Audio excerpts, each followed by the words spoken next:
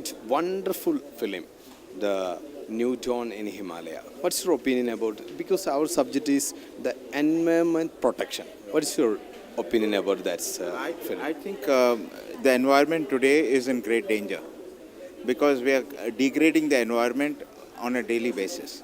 And in the next 5 to 10 years, you will see the amount of degradation that is going to happen in India in the name of change and in the name of development.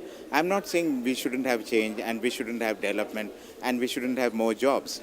But the point is, if you destroy the environment, you're destroying the future. And most of it cannot be regained back. You know, I did this film called The Slow Poisoning of India, which is on pesticide poisoning. So you have degraded thousands and thousands of acres of land in India, which is full of poison today. Now to bring it back to the natural stage is going to take us decades.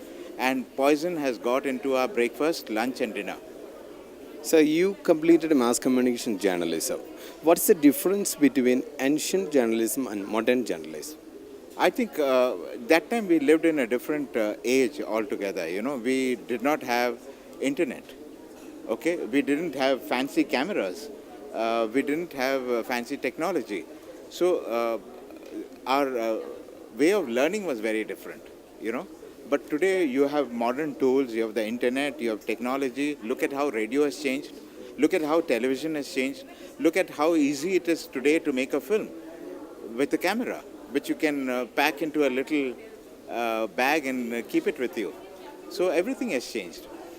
So one Englishman said, India is rich country with poor people. What's your opinion?